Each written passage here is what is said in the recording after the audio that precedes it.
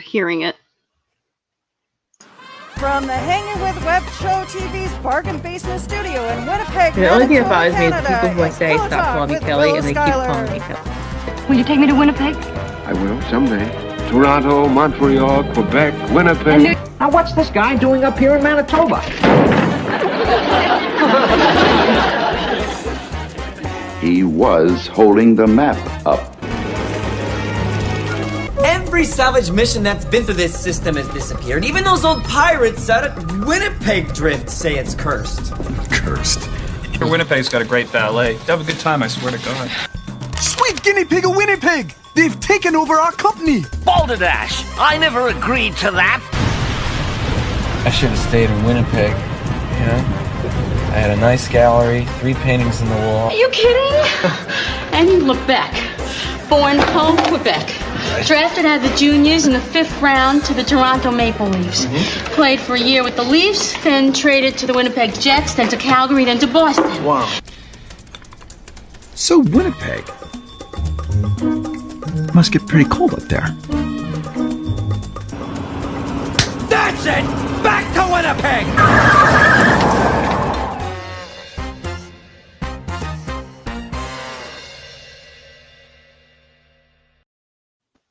Hey folks, welcome to Willow's Pillow Talk, the show that is live and unscripted, very much unscripted.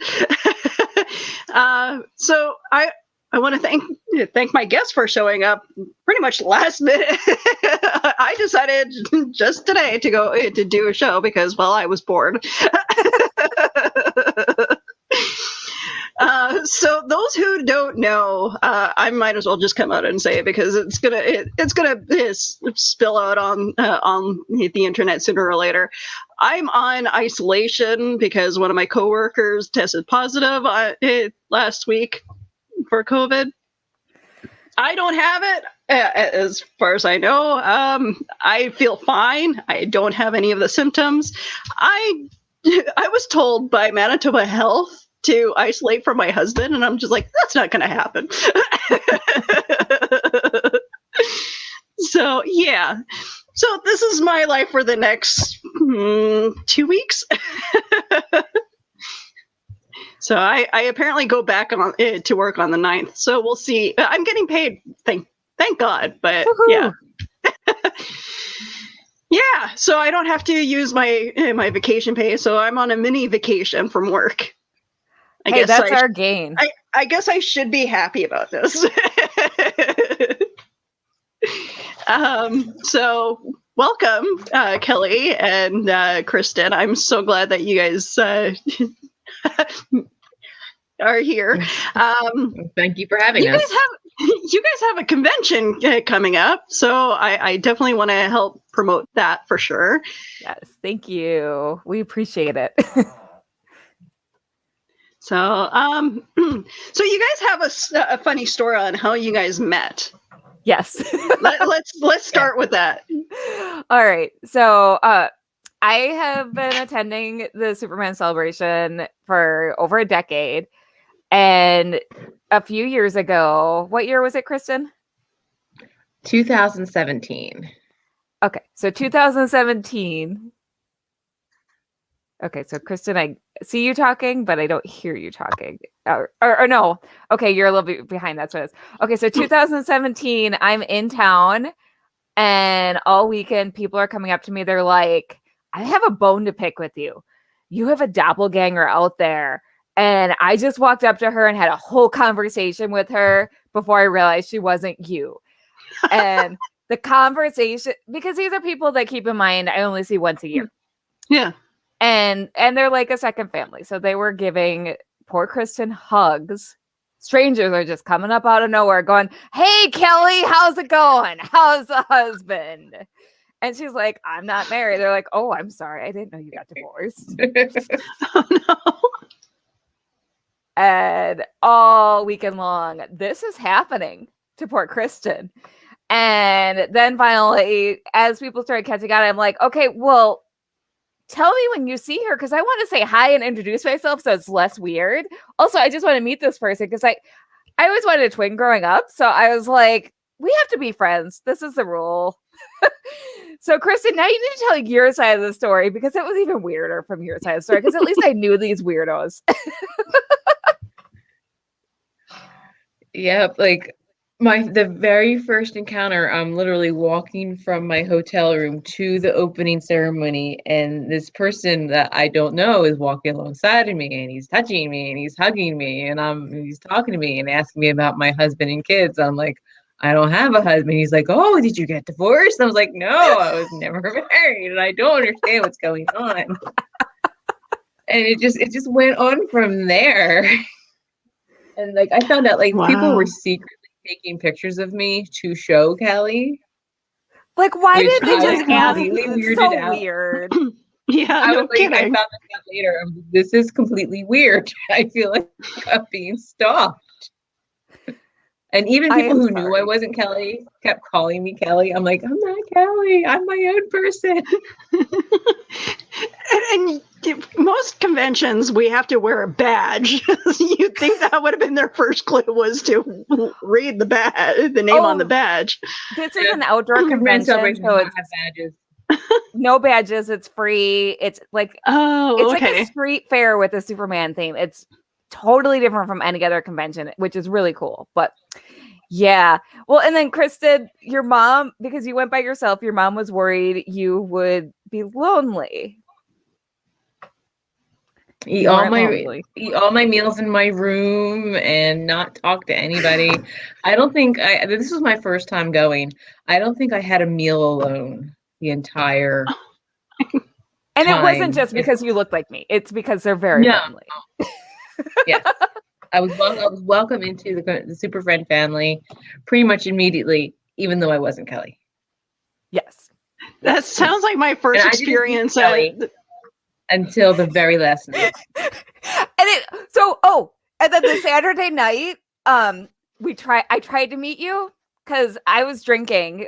We had like a wine party in my cosplay husband's hotel room, which is a weird sentence, but maybe I'll give context later. I don't know. But so we had a wine party, and then someone texted me, was like, your doppelganger is in the patio. And I like just get up from whatever I was doing. Like the people around me were like, whoa, you just ran out the room. And I ran downstairs. I just missed you. Oh my God. I was so sad. And I just hung out on the patio for the rest of the night, even though because like, I don't even know how my drunk self got down there. I wasn't getting, I like had to be helped back to where I was staying because I don't know how I got down there in the first place. So but I tried. But then the last night I finally met you and people were so excited because everyone was like rooting for us to meet.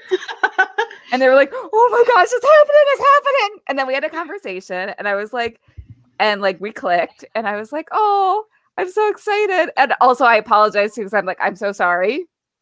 I'm really sorry. You're like, who is this Kelly bitch?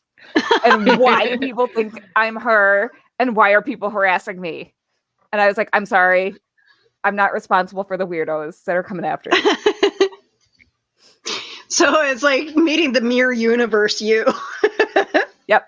And we had a discussion about which one of us was the evil one, and we haven't decided yet. I think we're both a little evil. And I think someone needs to come up with a questionnaire. Maybe we'll do that for the next show that we do. Yes.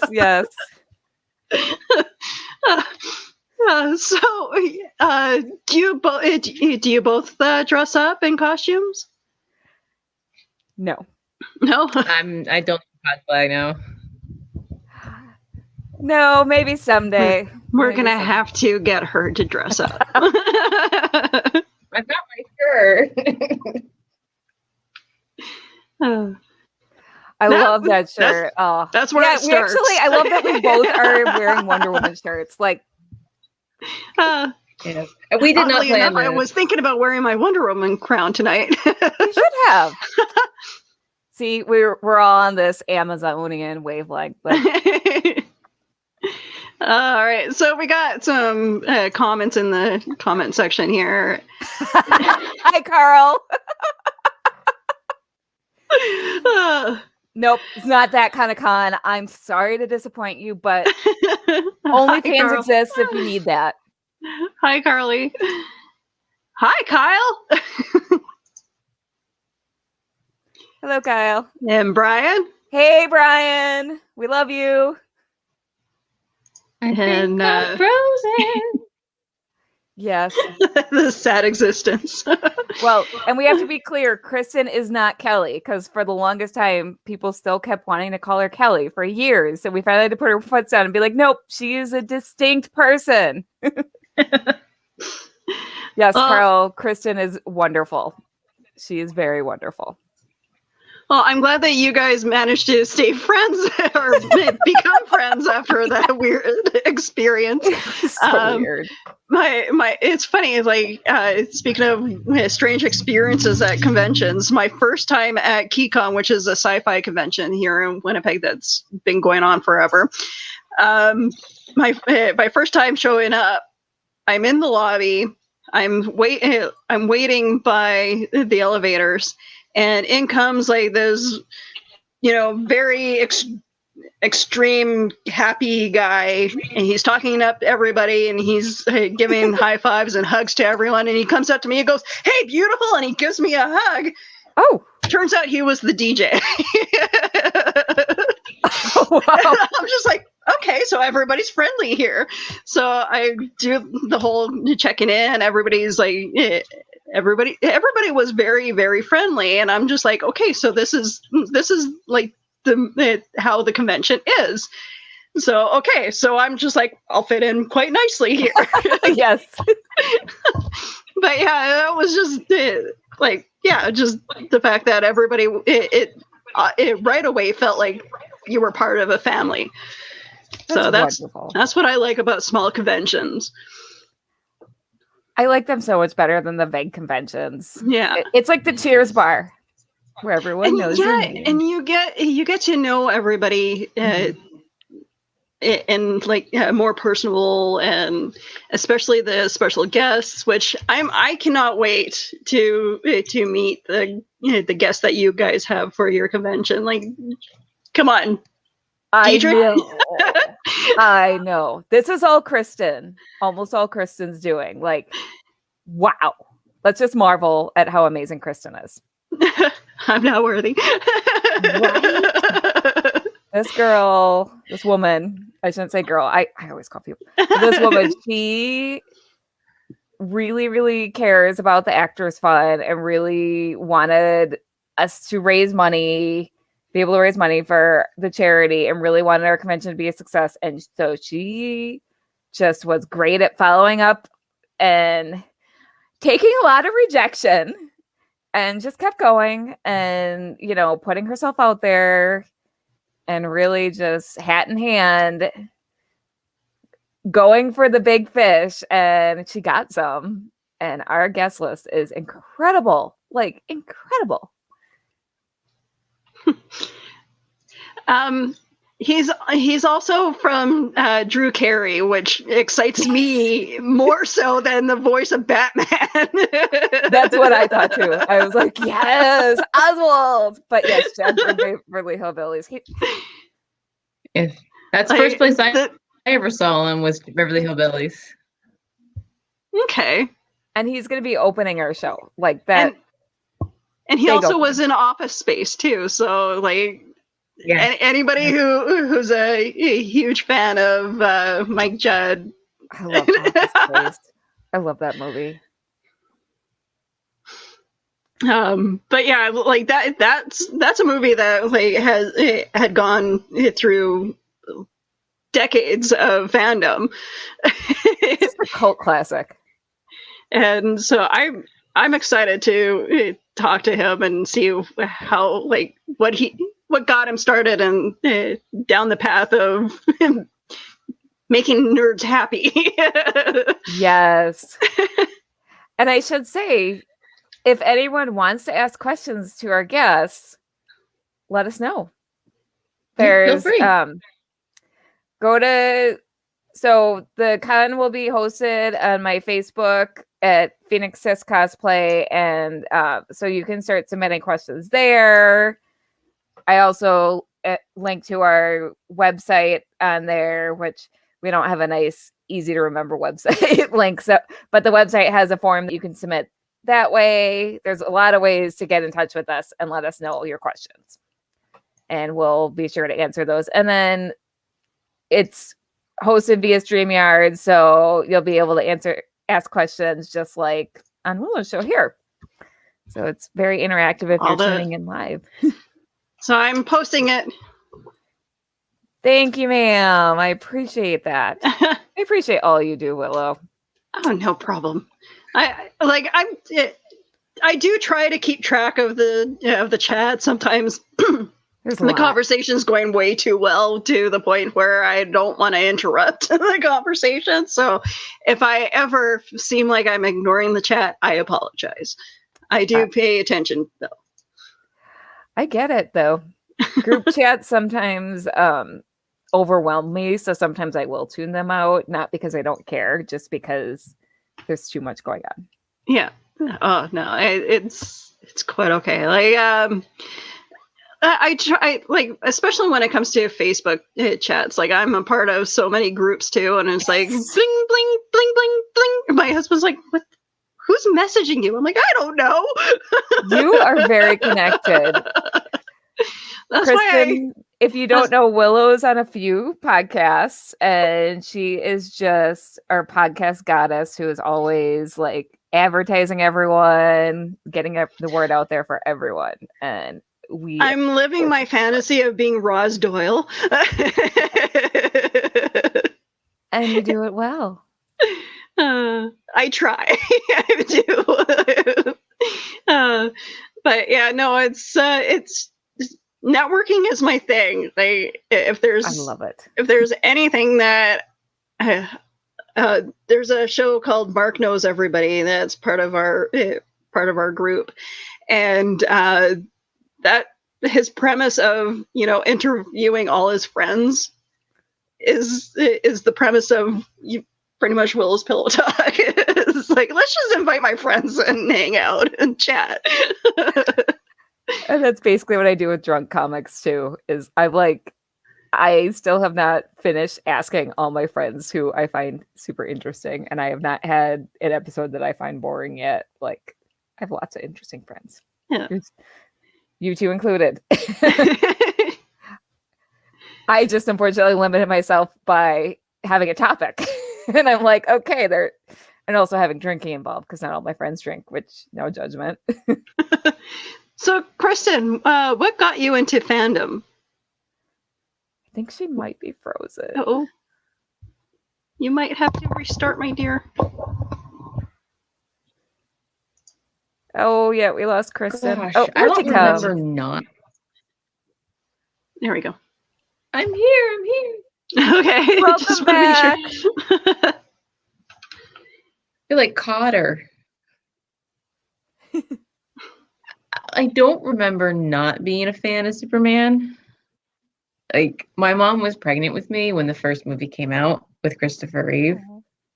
Okay. So it's always been part of my life. Like, I remember, apparently when I was wee little, I wasn't allowed in the room until he was safely in Smallville because the destruction of Krypton upset my little heart so much. Oh. Oh. But, Super Friends, the cartoons, there was an 80s Superman cartoon that no one else seems to remember but me. It did exist. I believe and you. And then, it got, my relationship became serious my freshman year of high school when Lois and Clark premiered. Yes. That's when the relationship really became serious. And then my sophomore year of high school, I was diagnosed with something called spondylosis, which is like a fracture of your spine. And about 6 months later, Christopher Reeve had his accident. And even though the two things are not the same at all, still being a 16-year-old, you think your world is over. Mm-hmm. Right. It was something I could connect with. Yeah. And that's really just how it became serious. Mm-hmm. And I never looked back. Hey, I mean, there's a lot of people that are in like the fandom communities that are now like finally showing that they have certain disabilities and they're actually being allowed to talk about it more, and which is nice to actually see more and more of that being represented on screen as well. I agree. Because what was it, back in early 90s, we had a kid that had Down syndrome on a TV show, and which maybe lasted 3 seasons, if I'm correct. Life Goes On.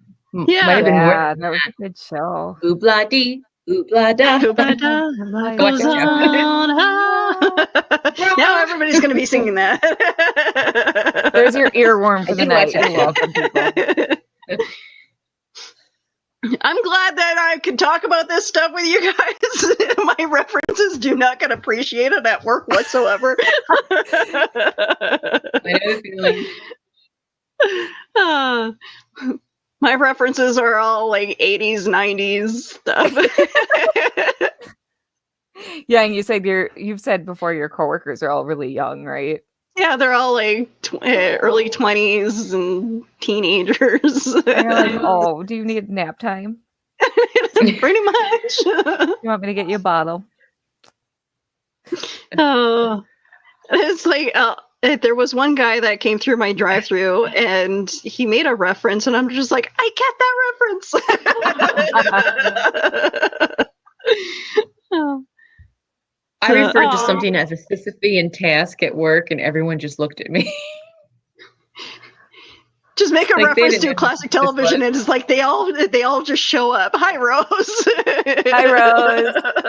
Thank you. I will say that so many classic shows being on streaming is equalizing that. So people are starting to understand us old geezers and our references, which is delightful. It's actually really fun watching younger people discover shows that we love. Yeah, but what's funny is when you get people asking, thank you, Brian. Yes.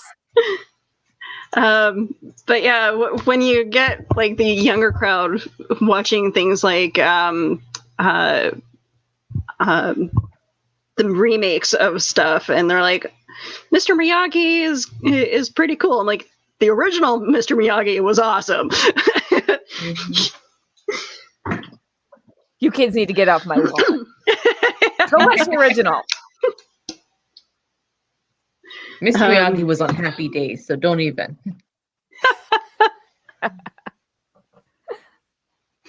And then I don't like the fact that a lot of the remakes for TV shows have become it became them making fun of the show in some way, and like 21 Jump Street, just sorry, that killed me. Yeah, it's like, leave our childhood alone, please. Well, and you really have to wonder who the audience is for these things. Like, if you're gonna make a show and make the characters stoners or alcoholics in some way, take it away from the source material. Yes. Make it a different movie. The Man from U.N.C.L.E. movie. I'm so mad we did not get a sequel. Why didn't we get a sequel? I mean, I know why we didn't get a sequel, but I'm so mad we didn't get a sequel. I love that movie. That was a really good movie. Yes, that was a really good movie. So much fun. I saw that one in theaters with my family. It was so much fun. We were laughing and just really having a good time with it. I saw it in theaters. And I know they were working on a sequel, but if people would stop eating other people. Oh, yeah. Yeah, I'm trying not to think about that because so gross. Yeah, but because last I heard it was being written, but I think it's dead in the water now because of that. Yeah, that's fair. And I don't think they could recast it and have the same chemistry that he had with Henry. Yeah. And one movie you cannot get me started on is Gem and the Holograms. Oh, goodness. For what it's worth, yes, it was a if it was separate away from the source material, then it would be a good movie. But at the same time, they pretty much made it exactly like Josie and the Pussycats, which I love. Yeah, they just made Jem emo. Josie and the Pussycats is a wonderful tongue-in-cheek movie that is a great comment on commercialism. Yes. Ugh. I only recently the watched Evian Josie and the sign Pussycats too. in the aquarium. I mean, come on. I only recently watched that movie for the first time a few months ago too, and I was like, "Wow!" I love soundtrack. So good. I enjoyed the movie for what it was, but yeah, it's like them using the same woman who was the villain in Josie and the Pussycats to play the villain, and that one just kind of bugged me a little bit too. So it's like, I'm glad I didn't watch the Gem and the Holograms movie. I didn't even have any interest. I mean, it was like the source material didn't even exist. There was no synergy. There was no. Ugh. Then why do They you just pay took for the the name. rights? Why pay for the All they rights did was to take use the name. She was living two lives, but that was pretty much it. It was just. Well, okay, if we're gonna, I will say this. I've said this before, and I'll say it again. Okay, Hannah Montana was the modern day Gem. Yes, I won't disagree with that. Okay. I mean, same premise. Yep. No computer, but same premise. A singer trying to live a double life as a normal person. Accurate. Yeah, I don't get people pay for the rights to characters and then completely ignore all of the source material. Yep. I'm not going to. I was an absolute girl, and I would have been first in line for that movie had they at least honored. And I think today's audiences would have gotten a real kick out of the whole hologram thing. Yes. I agree. And I mean, we have the technology to actually do it right, too. Yeah. Yes. Yeah. Well, I'm sure we'll get a remake in like 10 years or so. Yeah. Well, yeah. I'm hoping that if they do decide to do another cartoon, that it's the art is actually good, because that's another thing about remakes, cartoon remakes, is like look at what they did with excuse me, Thundercats. They went with lazy art. Yeah.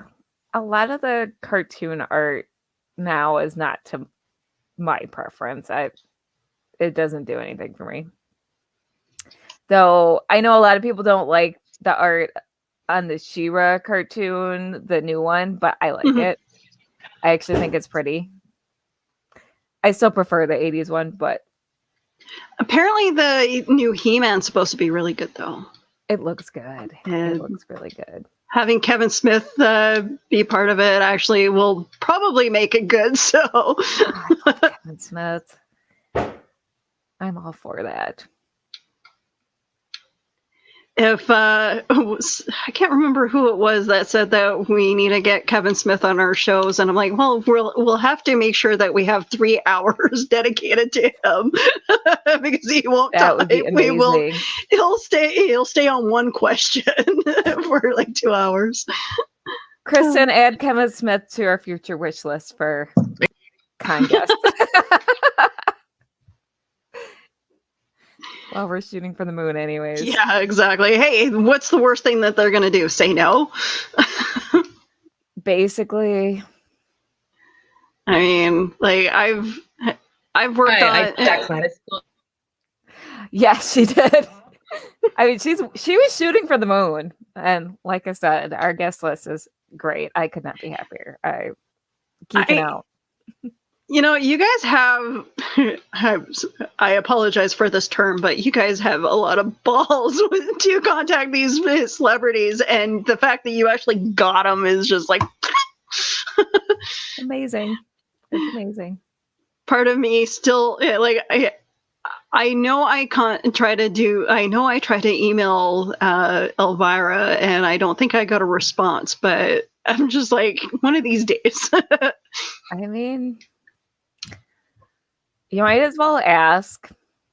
Yeah, all you have to do is ask. Like, there's people out there that are willing to be interviewed. So, I recently, this isn't interviewing, but so I follow, or I'm Facebook friends with Mike Mayhack, which if you are not familiar with him, he's an indie comic artist, but he also does these fan comics of Batgirl and Supergirl.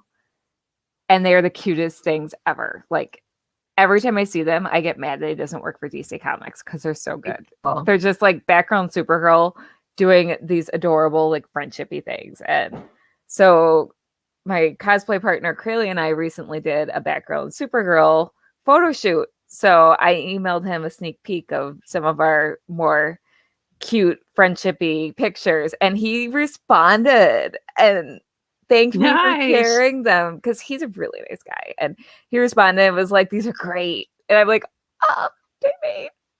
Because I was like, really, I didn't want him to think I was like being weird or creepy, but I was also like, I really want to share these with him and be like, "Hey, your art inspires me." And we were like literally discussing his art while doing the photo shoot. And I was like, we were like, "Yeah, let's do some Mike Mayhack style." And yeah, so I freaked out, like, because the big book he does is Cleopatra in Space. By the way, I should plug him. And it does have a cartoon on Peacock. Oh, interesting. Mm-hmm. Huh. And it's a really, I have to read it still because I do love his art. Like, and he just started the Patreon. So yeah, I don't really like promoting the heck out of him, but y'all should follow him because his art is beautiful and he's also an awesome human being. I set this on Reels and Heels over the weekend. I'm like, I swear to God, I need a credit card just for the art that I want to buy from people.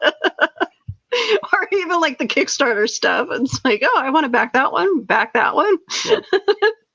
And then I look at the debt that I'm in with my credit cards. It's like, no. Well, I'm also running out of wall space. Actually, I redecorated and I have more wall space, or I figured it out. So I have more wall space now. So when cons start opening up, I'm coming for you, Artist Alley. Oh, your bookshelf there kind of looks empty with all those pop figures there. Right? Well, this is my Wonder Woman shelf only. Let's see if I can get up and show you my Black Canary shelf, which is full.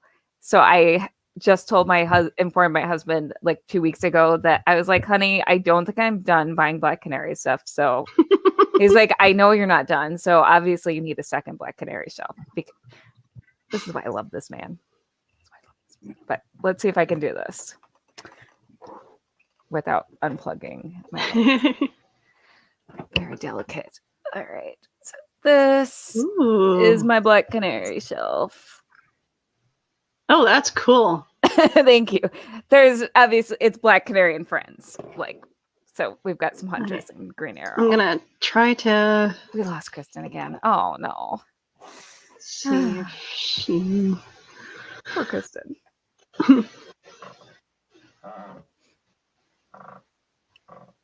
Yeah. Kristen, if you can hear us, please reboot and... It's like a seance.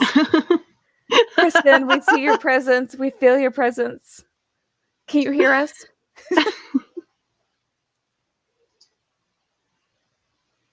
All right. Yeah, I think I'm gonna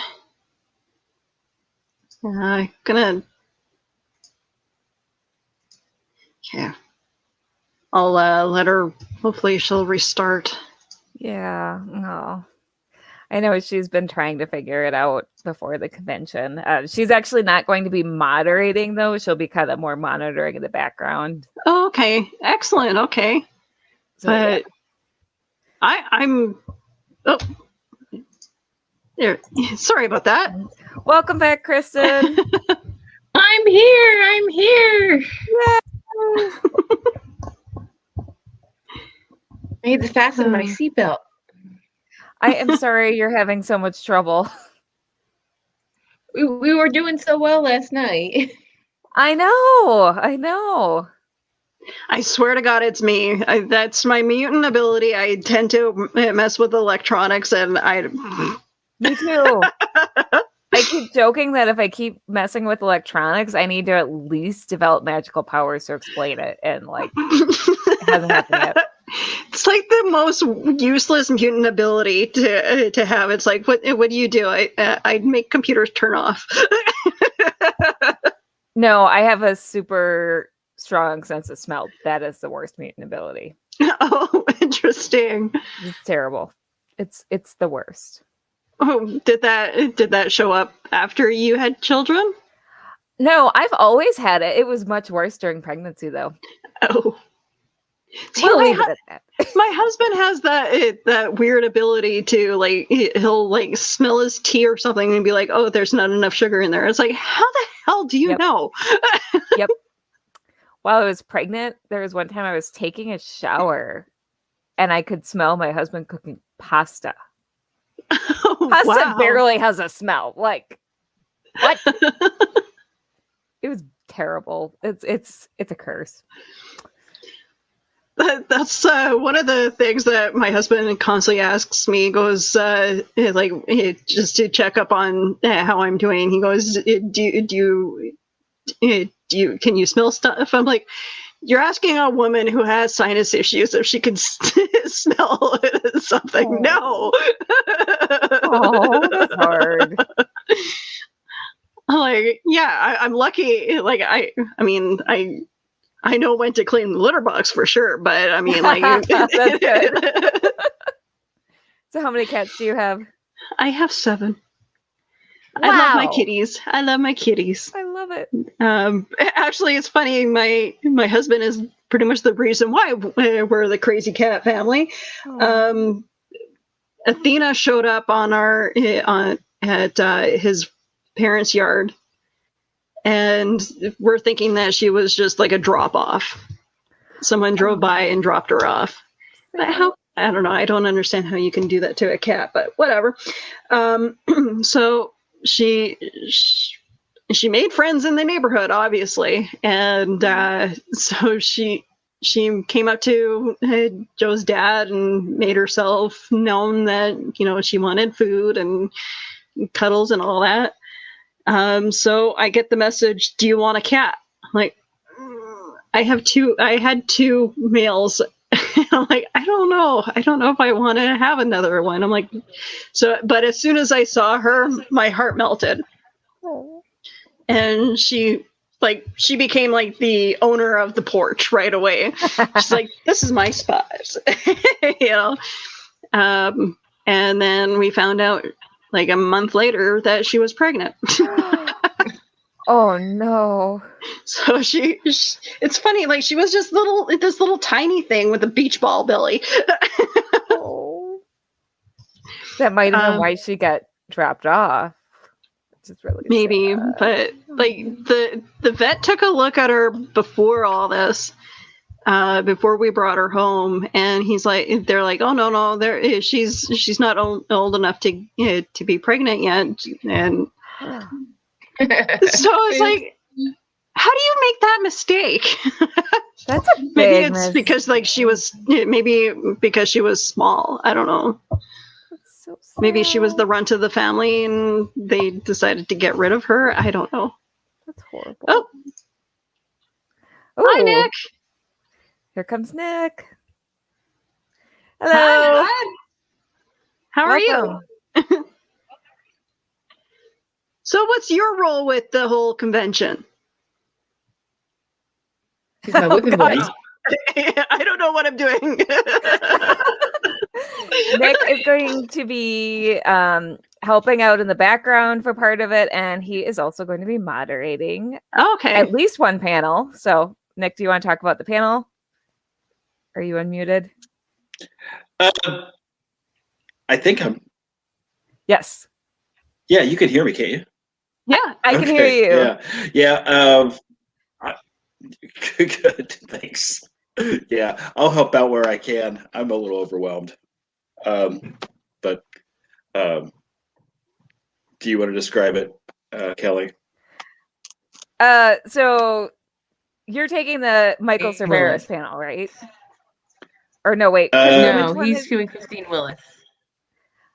Christine Willis, the Granny Goodness. Oh, right. Okay. I'm getting my host mixed up. Okay, so you're going to be interviewing Christine Willis, who played Granny Goodness in Smallville. Oh. And she was in Dead Like Me and has had so many roles over the years. Recently, she's in an episode of Reaper. Oh, interesting. Reaper. Well, that wasn't recently, but recently she was in an episode of Sabrina, the teenage witch. So, but Nick is another person I found in Metropolis. Oh my gosh, this sounds like I just like going just collecting people off the street in your pocket. Yes, that's what I do. She collects that's what I do. Picking flowers.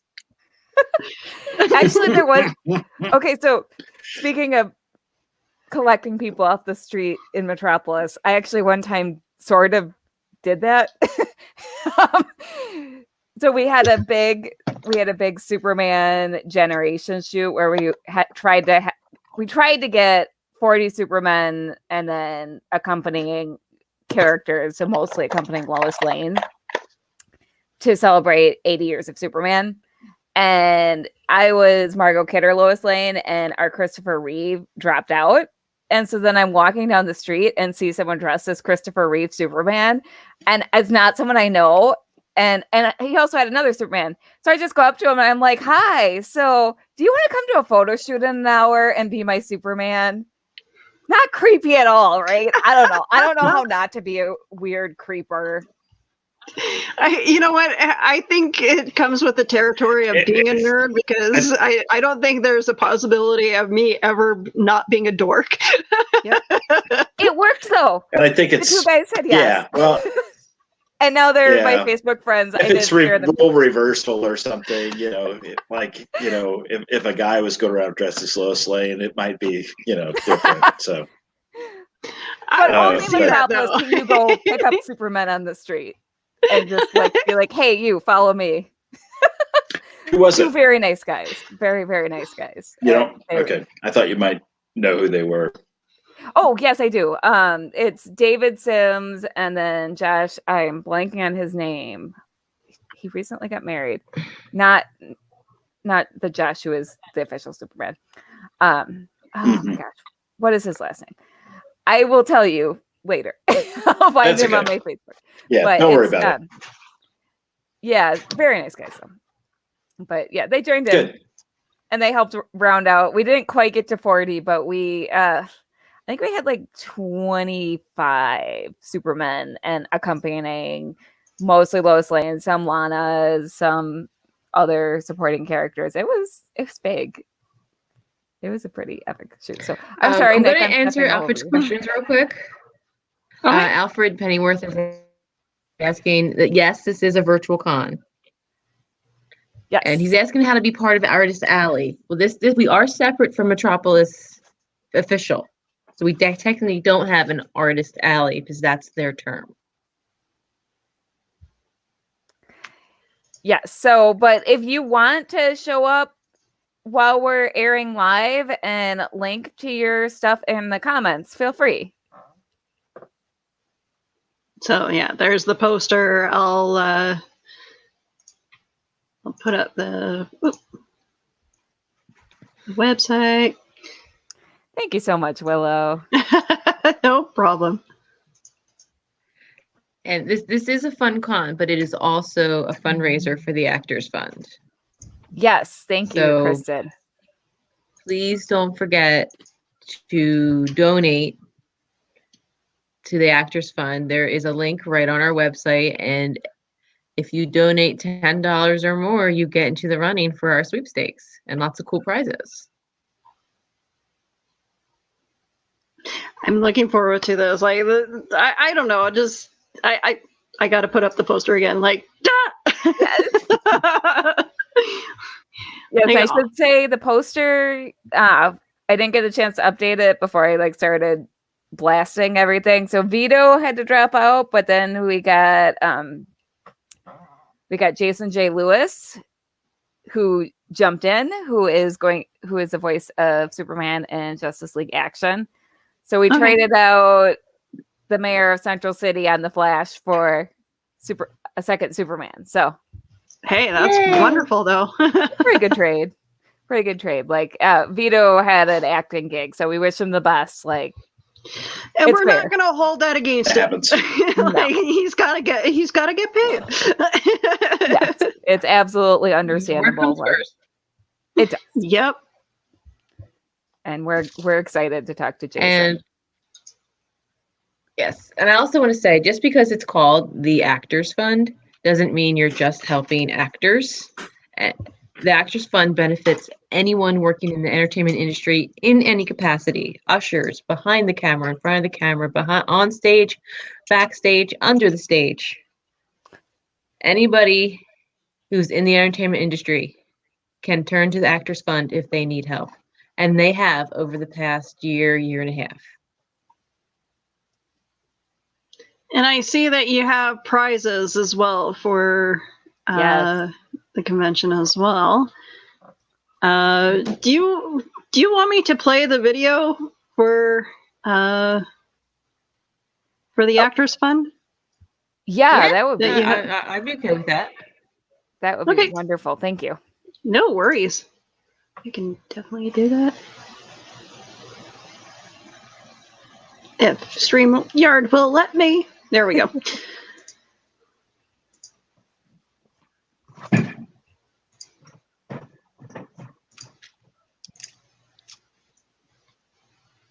If you're aware of this, but working in... Hi. I don't know if you're aware of this, but working in the entertainment field can be, well... rough. Wonderful. Really hard. Ridiculous. I mean, I love it, but everything about it is appealing. Let's call it challenging. It's sometimes a long time between jobs. A long time. And if there's no work, there's no money. And no insurance. Not good. And then you get a job and everything changes. There's nothing better. Until your show closes. Or the film goes into turnaround. That means they aren't going to make it. Or your TV show gets canceled. Or the dance company folds. Or you get injured. It's a lot. It's a great business, except when it's not. The good news is the Actors Fund. Oh my God, I love the Actors Fund. Now, the first thing you have to know is that it's not just for actors. Say it with me. It's not just for actors. It's not just for actors. Now, say it in French. C'est pas seulement pour les acteurs. Now say it in Hebrew. לא רק לשחקנים. It's not just for actors and not just for theater people. If you work in film, television, or any of the performing arts, the Actors Fund is here for everyone in entertainment. Everyone. The Actors Fund helps playwrights, film editors, opera singers, songwriters, ushers, sound designers, key grips, gaffers, dancers, dressers, agents, anyone in the entertainment or performing arts community. They all can come to the Actors Fund if they need help or support. And now there's the Friedman Health Center right in the heart of Times Square. I don't know what that is. All your health care can now be through the Actors Fund. They have wonderful doctors and specialists, and they have extended hours because they know that our schedules are crazy. And they take all kinds of insurance. Great. What if I don't have insurance? If you don't have insurance, there are these genius people on staff at the Friedman Center that will help you find insurance that you can afford. And it's not just for actors? That's right. Have you been to the Actors Fund home in Englewood, New Jersey? No. How old do you think I am? It doesn't matter how old you are. You should know about the home. Okay. And I would guess like 47. The Actors Fund Home is an assisted living and skilled nursing care facility which provides a beautiful and comfortable living environment for 149 entertainment professionals on 6 acres of property. The grounds are gorgeous. Gorgeous. The whole place sparkles, and there's a friendly, compassionate staff. And they are expanding. They have a brand new rehabilitation center on site, and it has been singled out as one of this country's best nursing homes by U.S. News and World Report. All of this is the Actors Fund. There's lots more. There's emergency financial assistance. There's the Career Center. The Dancers Resource, a comprehensive HIV/AIDS initiative and affordable housing. The Phyllis Newman Women's Health Initiative, senior services, and addiction and recovery services. They do all of this. And they do it really well. They understand how bananas this business is. Their programs are designed with entertainment professionals in mind. They get it. They are our safe place. Our safety net. And they are completely essential to our community. And not just for actors. The Actors Fund. For everyone. Everyone. Everyone. Everyone in entertainment. That is great. That's cool. Yeah, such a good cause, right? I like that idea very much so. And as I've been saying in my promotional videos, all of us over the last year, I feel like, have turned to movies and TV and recorded Broadway shows. For me, especially Hamilton. Sorry, can't contain that. Okay. Okay. But we've all turned to these stories, this entertainment industry for comfort. Yep. So many things I have sat down and watched to try to distract me from what's going on out there. So this is kind of our way to give back. And I know that things are starting to open up again, but they're not completely open up. So I want us to give back. I want us to celebrate that. I want us to celebrate the fact that Virtual Connection really got us through this last year. I want us to still provide that for people who aren't comfortable going out yet, or just may not have plans for the weekend. Also, are your plans really cooler than listening to us and participating as we have this virtual con from home for free and, you know, maybe kicking in a few bucks to the Actors Fund and possibly winning our prizes, because our prizes are really good. Like, here, I'll go back to that. Yes, please. Page. I'm excited for it. Like, I can't wait to see what you guys, how this all. Oh, here. Yep, there are the prizes. And here comes Kristen.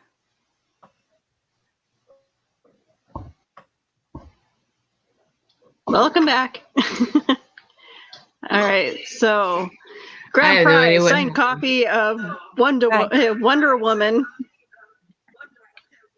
Tempest Tossed by Laurie Halls Anderson. Signed Trevor Hawkins painting. Why does that name sound familiar? I'm not sure, but our dear friend Trevor Hawkins does. So you see the picture in the little thumbnail there. He does these gorgeous pop art paintings. And so this isn't just a print. This is an actual painting. And they're absolutely beautiful. And so he's donating 3 of them. So we have one in each tier of our prizes. And then we have the Superman earrings, which my friend Kara of Kara Greenleaf Designs does these chainmail earrings. And so I actually have a pair of those Superman earrings also. And I love them. I've worn them on a few episodes of Drunk Comics when we're doing Superman episodes. We have the Gun Bear for the grand prize, the $25 Amazon gift card, and then the Release the Snyder Cut book, which was written by another one of our guests, John O'Connell, who he's going to be talking about that. And that's all about the really wild ride that it took to get the Snyder Cut released. Yeah. And then second prize is another Trevor painting. We've got an action figure of the Justice League animated Superman, kind of honoring George Newbern. Scorcher by Kelly Edwards, which is signed because that's my book. Okay. Kelly Edwards is my pen name. We have Pulp Reality, which is a prize-winning compilation by a few authors that you and I know, and Nick knows, and Kristen knows. We have a superhero themed, I think it's going to be Superman themed. It's a car cloth trash bag, which is really nice. We have a Superman, or not Superman, superhero themed sleep mask in third prize, a Trevor painting, and then One Short Night by Cody Flores, who is a dear friend of mine. And that's just like, it's like a cyberpunk futuristic action thriller, which is also a really fun book. So I'm ecstatic for this.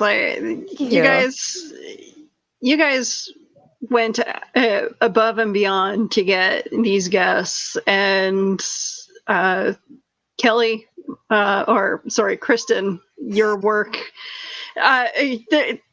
We're gonna have to do something for you at the end of the con, because the amount of work that you put in needs to be recognized. I agree.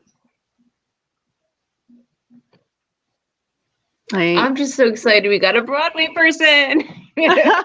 Yes. Yep. Matthew Heisek I is wanted going at to be least performing. one. I wanted at least one. That was my goal. And you got 2. Grease, West Side Story. I got 2. Mm-hmm. Now, I'm curious, is he going to lead us into a sing-along? Well, he's doing a whole concert, so you are welcome to sing along. Yeah. Oh, Matt excellent. is a dear, dear friend of mine. I've known him for, oh my gosh, I met him in 2008 when he was Knicky in Grease on Broadway. Awesome. He's a dear, dear friend. And he's about to become a daddy.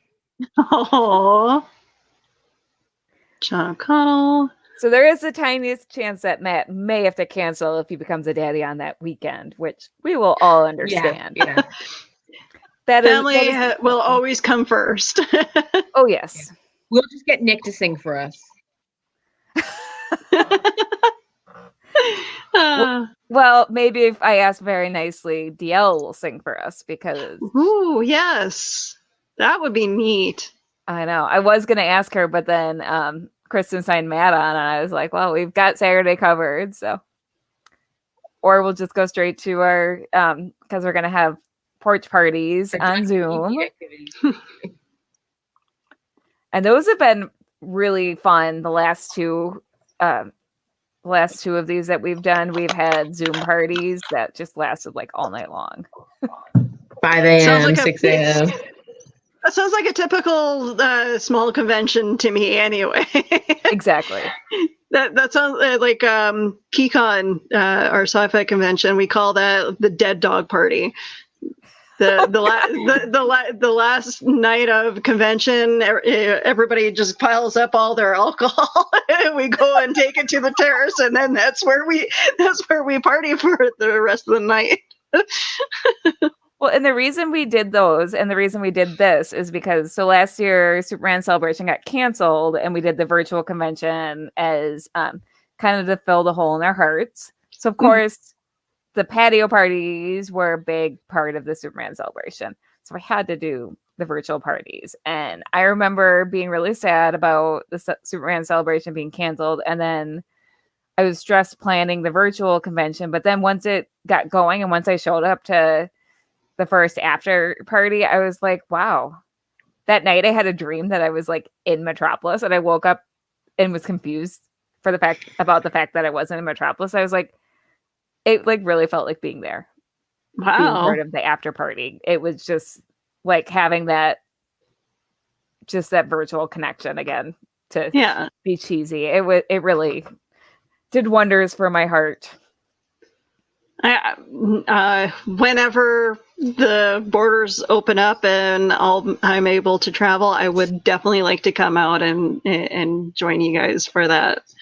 Should. 2022 is going to be epic. I feel it in my heart, because all the people who are skipping this year for various reasons, whether it's vacation days or they're just not quite comfortable yet, I think next year will be like it.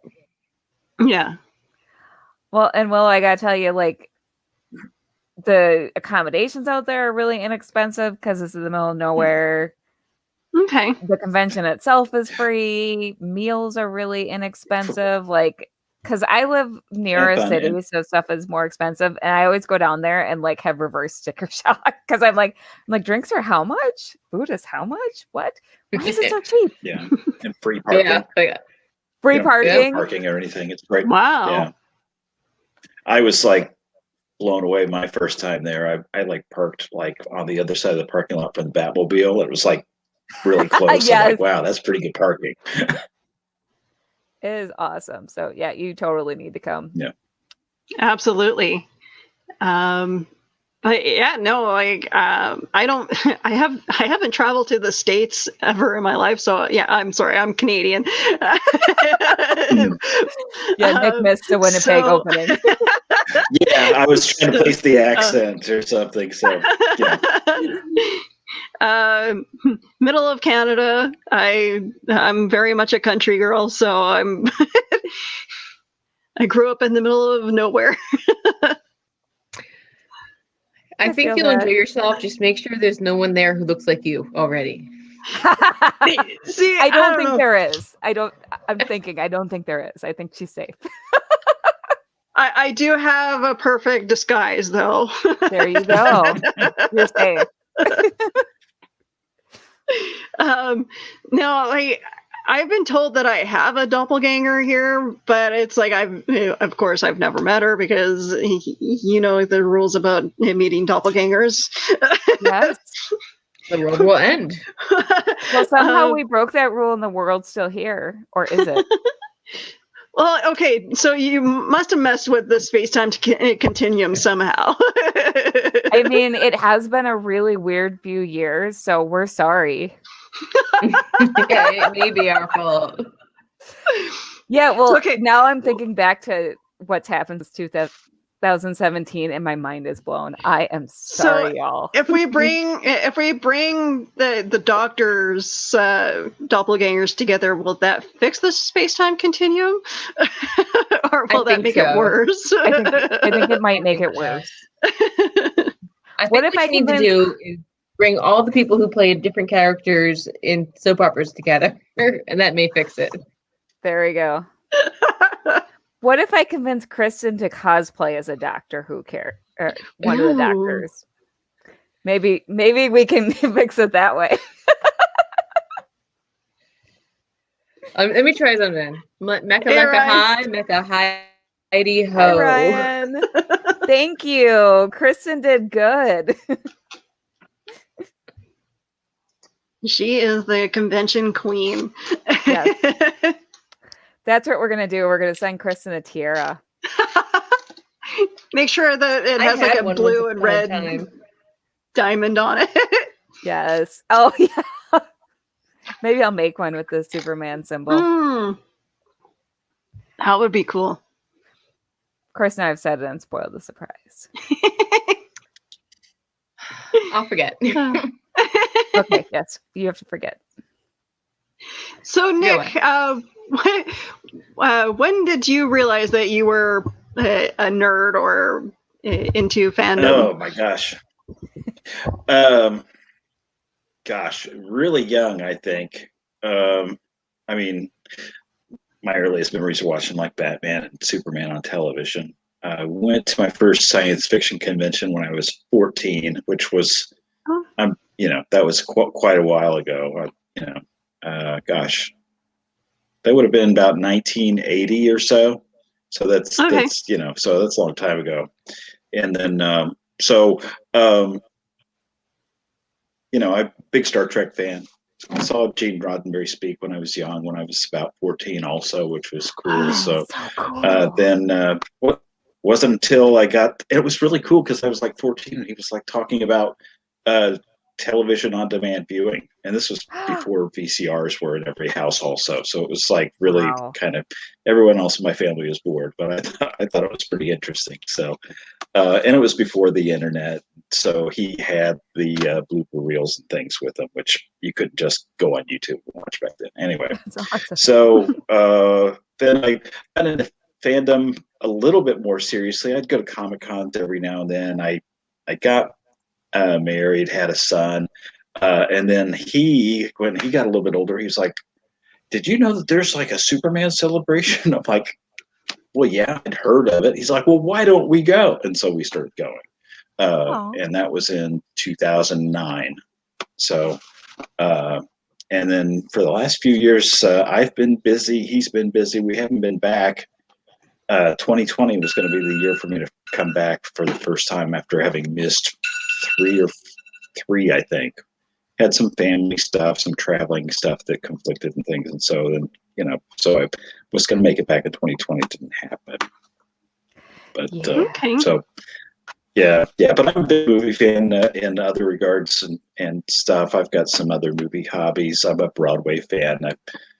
My girlfriend's from the New York City area, and so when we're visiting family, we go see Broadway shows. Also, I introduced her to the idea of going around to the stage door, getting pictures and autographs with the cast. She had never done that before as like a real New Yorker, honorary New Yorker. I taught her that. So that's cool. We went to see the Spider-Man show, which wasn't the best Broadway show, but we saw it on the last day. We saw the last performance, so that was cool.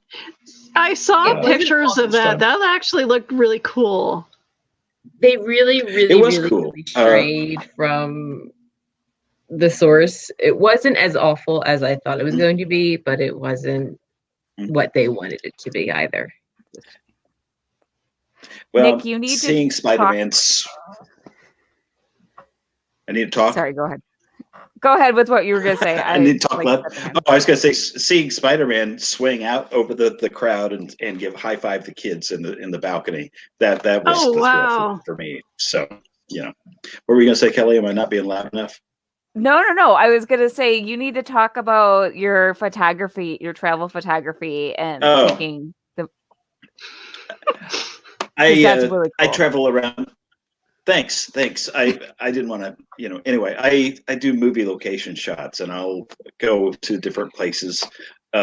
Started in New York City, getting my picture taken where Spider-Man was or where Superman was, and where Audrey Hepburn and at Breakfast and Tiffany's and things. And I've gone around with my girlfriend. We travel quite a bit, or we did before the pandemic, and I've done movie location shots for like 14 different countries, I think. All over Europe and stuff, and Panama.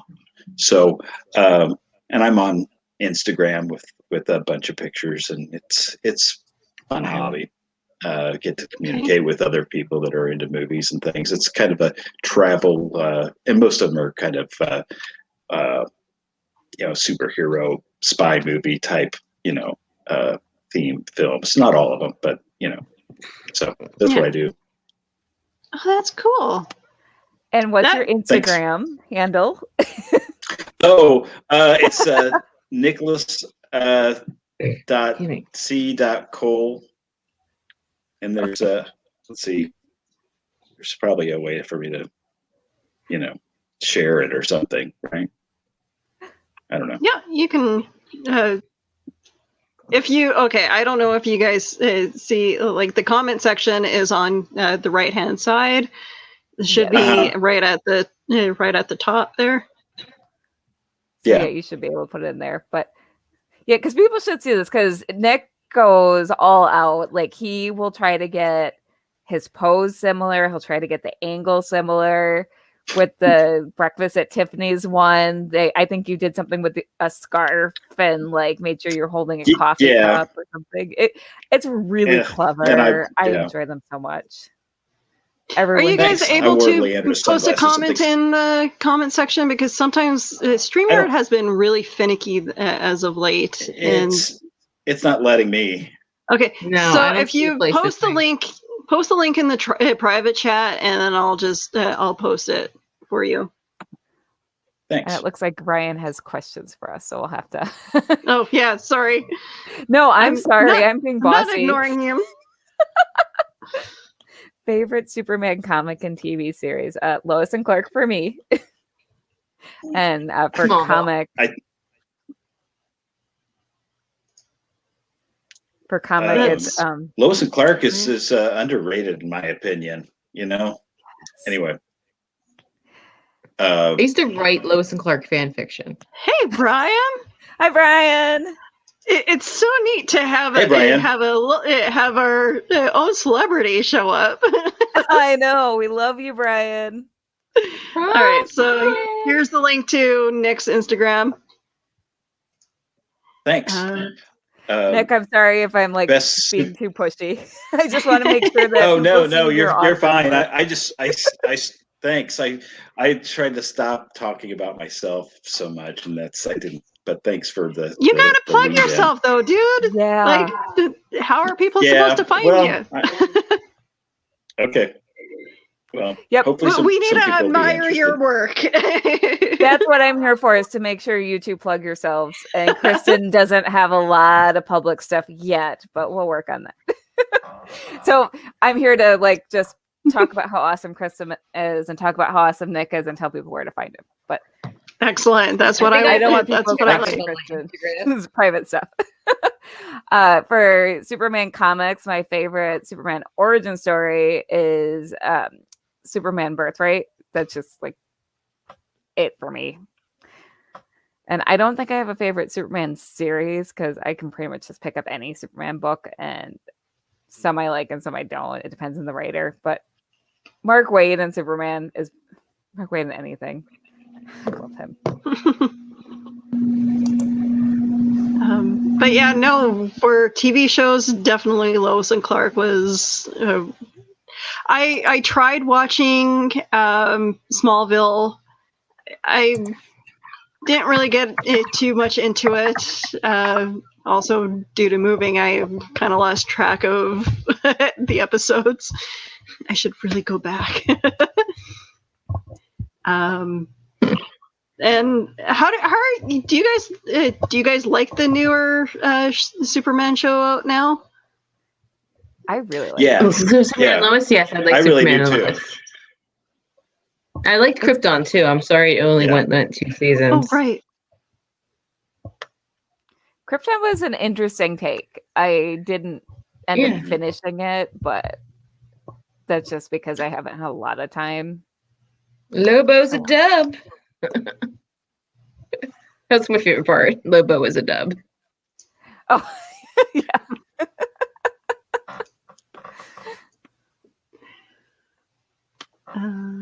Thank you, Ryan, for the share. I appreciate thanks, you so Ryan. very much. Ryan is awesome. Star Trek and intelligence gathering. Marvels and Star Wars movie trades today. Nice. He's always sharing what he bought, and then of course he likes to dig the whole, buy yourself a pop figure in there too. It's like, shut up, Ryan. So did you buy yourself a pop figure there, Ryan? Treat yourself. Apparently Elvira came out with a new pop figure, and it's like, oh yeah, okay, I'll probably end up buying that one. Well, I have her 2 other ones. I just finished rereading Gail Simone's debut on Birds of Prey for my next episode of Back Issue Breakfast Club. I'm kind of cheating and taking it easy and rereading and doing something I already have a costume for. Because I don't want to work too hard for my review episode that I have to film as I'm preparing for this. You do those review shows very well, though, Kelly. Thank you. I'm having so much fun with them.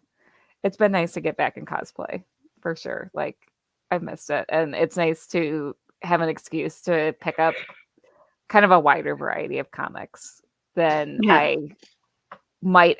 Like, I would be reading some of these comics, but I wouldn't be branching out quite as much. But I want to have a variety in my show. So, yeah.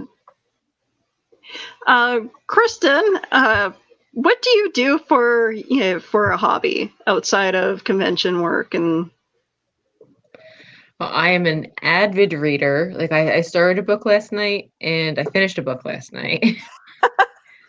What did you read? It was I'd never read this author. It was a cozy mystery. I'll link it later, but it was I think it was a free download. It may even still be a free download. Nice. But I just read. I'm just gonna read it halfway, and next thing I know, it's 4:00 in the morning, and I'm done the book. Oops. I do cross stitch. I do kind of cross stitch sometimes. Oh, cool. I actually have a DC Comics pattern book. Oh, wow. That's so cool. I have done Superman and Wonder Woman stuff. Well, I'm a big cinephile. I'm a big cinephile. And of course, Broadway. I taught myself how to stage door. I apparently need to watch more Broadway shows because I've watched a couple of the movie versions of Broadway shows, and I really want to see Rent live so that I can actually appreciate it more, because I'm not a huge fan of the movie. Yeah, the movie version was. Very few people are. Yeah. Cats probably will have a better appreciation for the show live as well, but I saw Wicked when they came here, and I loved it. Aww. Both me and my husband loved it, and so we're looking forward to seeing that again next time they do a tour. Definitely want to see Hamilton. I haven't watched it yet. You haven't watched even the filmed version? Yeah. I'll probably look for the film version soon, but see it on Broadway. But yeah, I'm just Broadway movies just don't seem to capture the magic that is the live show. Yeah. I saw Cats as a kid because I have family who live on Long Island, and so we used to go out there every 2 years, and we would always catch a Broadway show. And I feel bad because the only thing I remember about seeing Cats was the subway ride in and out of the city. It's a tough show. I know. I haven't seen the movie either. I have no desire to see the movie. Yeah. I don't need those nightmares. Oh my God.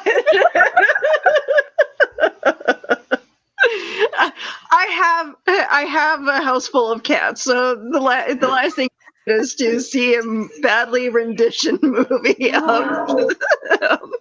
Also, I saw Wonder Woman 1984 and their version of Cheetah. I feel like that's close enough to seeing Cats the movie. I mean, perfect example of my cats when it's feeding time. As soon as I walk into the kitchen and they realize it's like, oh, Mom's gonna feed us soon, and it's like the scene from brain fart.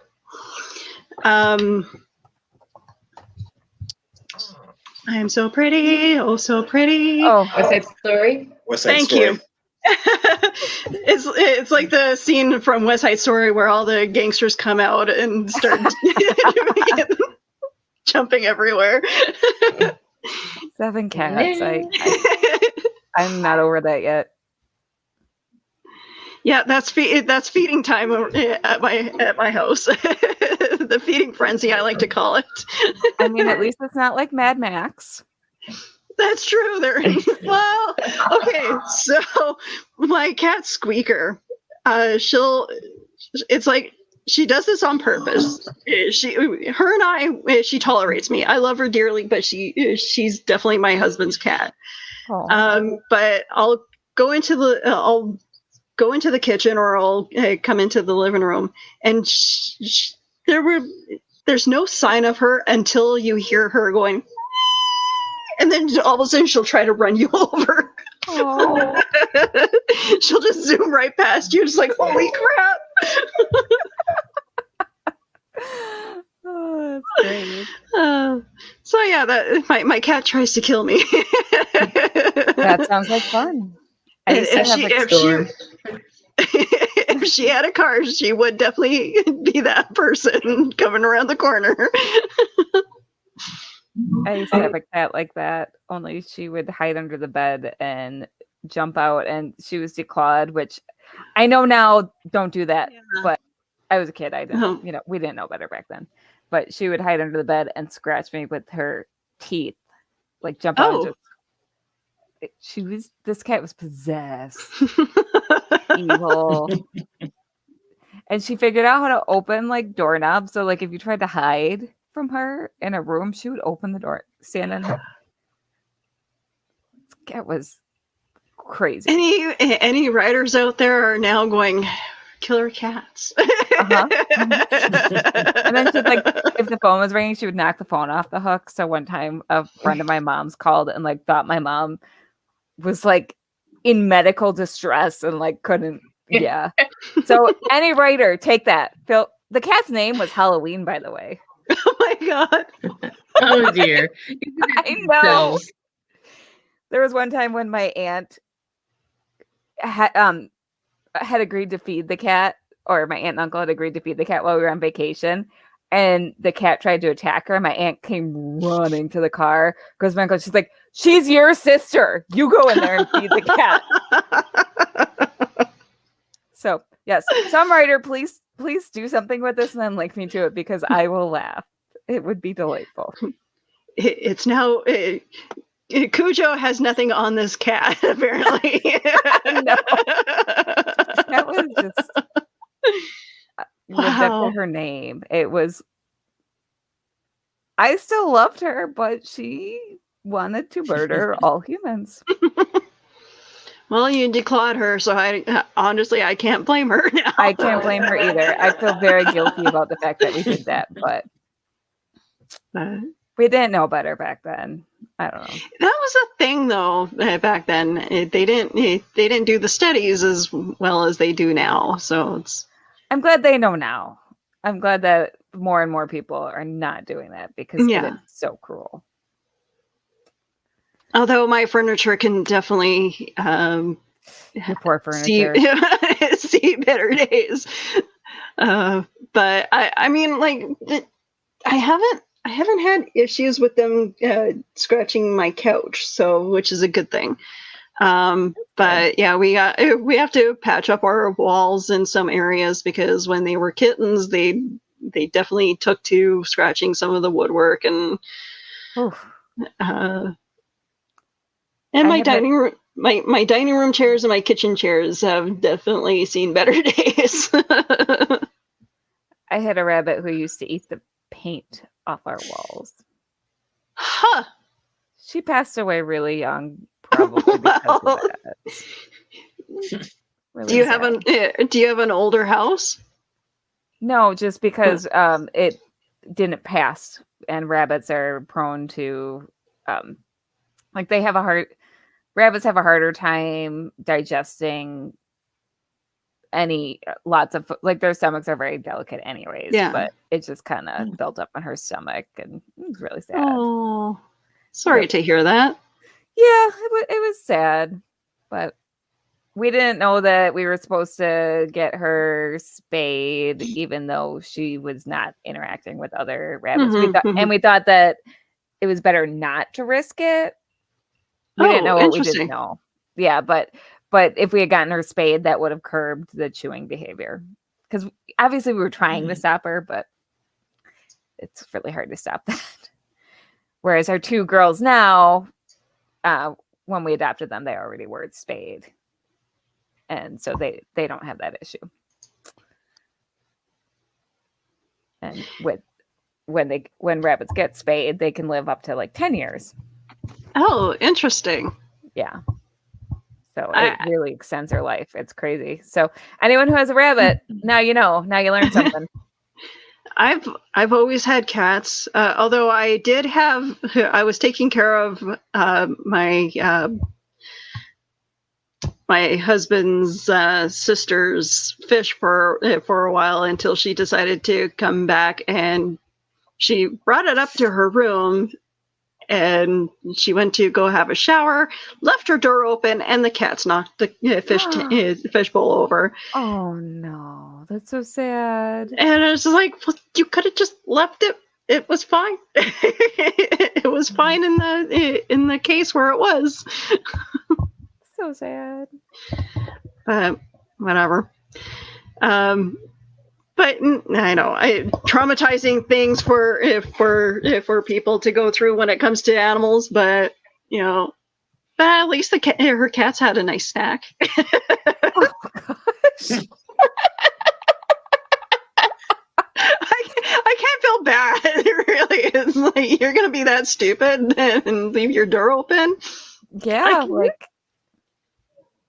cats wanted to play with the fish. Play. But no, it's just stupid things that that have happened. Me and Joe, we've been together for over 20 years, and me and his sister just never got along. Oh, so it's kind of hard to feel bad for her. It's like natural consequences to your actions. Yep. That's fair. I tried living with her, and yeah, that did not go well. Don't live with in-laws. No. But no, there's I had my moments where I let my anger get the best of me. So I try very hard. I swear to God, I turn into the She-Hulk. And I can't control my anger after a certain point. That's a costume you should do, though. I have done She-Hulk. I've done the lawyer version of her, though. Ooh. Because I was told, like, the convention that I went to actually promoted the artist as being at the convention, and it ended up being that the artist wasn't actually there. It was just someone else was promoting his art. That's weird. Like, well, why would you promote the artist as being at the convention if it's not actually him? That's false advertising. Yeah, that frustrated me. But that's disappointing. But yeah, no, I have a plan though. Like, as soon as COVID is over, I definitely want to do a She-Hulk photo shoot, and go to the law courts, and because they have these awesome old buildings, and I want to utilize it for different that would be fun. Bless you, Kristen, by the way. Thank you. Kristen, are you doing okay? You look like you're tired. I'm so sorry. I'm just ranting. Are we keeping you too late? Yeah, you just kind of lost me along the way, the clawing conversation. I'm so sorry. Yeah, sorry, honey. Let's go back to you guys promoting the convention. So with the guests that you got, is there a certain conversation that had to happen with any of these, like promising of gifts or Nope. They just said yeah? they just said yeah. I mean, you have to email their manager, and you have to be polite and just put all the facts out in front of you. And some people will ignore you, and some people will get back to you, and some people say yes, and some people say no. But yeah, there's no monetary or gift promises or anything. Because they know we're doing this for a charity. And I know a few of them signed up because we're doing it for the Actors Fund. Mm-hmm. All right. So Nick, you were saying that you do photography and you like to go to different areas. Do you do cosplay photography as well, or? Not really. When I go to conventions, I'll like be in costume sometimes just to feel more of like a participant than an actual, than a bystander or something. And sometimes people will want to take my picture, but I'm not a serious cosplay person. We just do it kind of for fun. I'll be, I've been Speed Racer. My girlfriend's been Trixie and that sort of thing. Oh, wow. I did go to Gen Con. Gen Con's in Indianapolis. And that's the biggest gaming convention in the States, or maybe the world. I went one time. We did a gender swap of Agent Carter and Captain America, where I was Agent Carter with the red hat and everything. So that was fun. That's cool. And yeah, so that was fun. And my girlfriend and I met at a Halloween party, so dressing up in costume is something that we've always done. So, but we do it just for fun. We're not serious cosplay people. So, but you do Cosplay is really cosplay, cute, though. Yeah. really cute costumes when you do it, and thanks.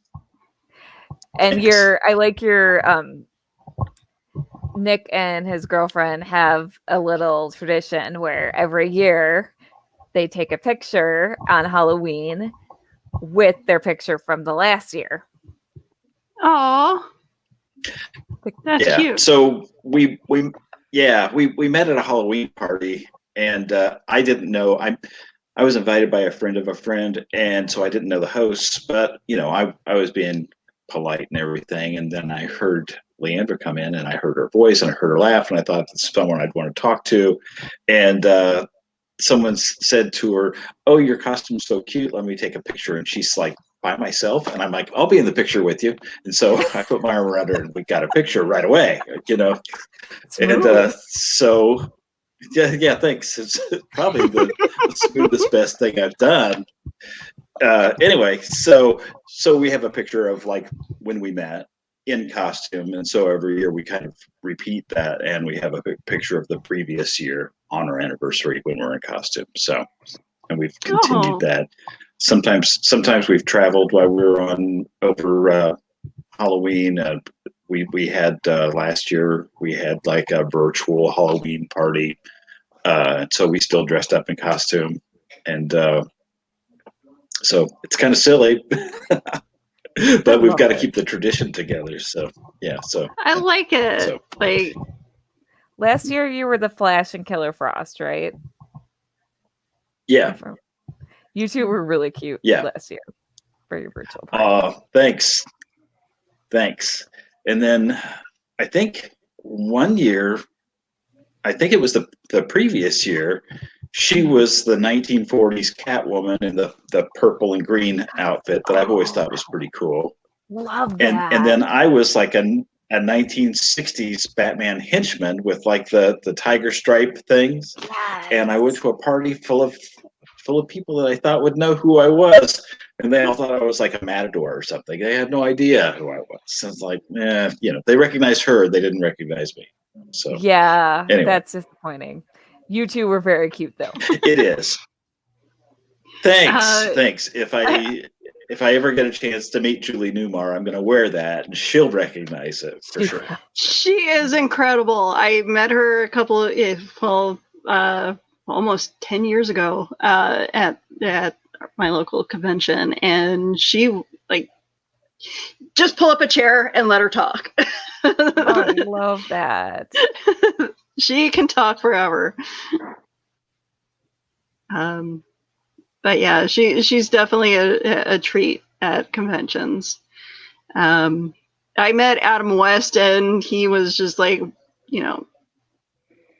kind of a dud, but he, it's okay. He's Adam West. You met Adam West, like. Yeah, I met Adam West and Burt Ward, and it was before the Michael Keaton Batman movie came out. So Adam West and Burt Ward were still making appearances in costume. So that was pretty cool. Oh wow! So that would have been that would have been incredible. Yeah, it was about 1986. So.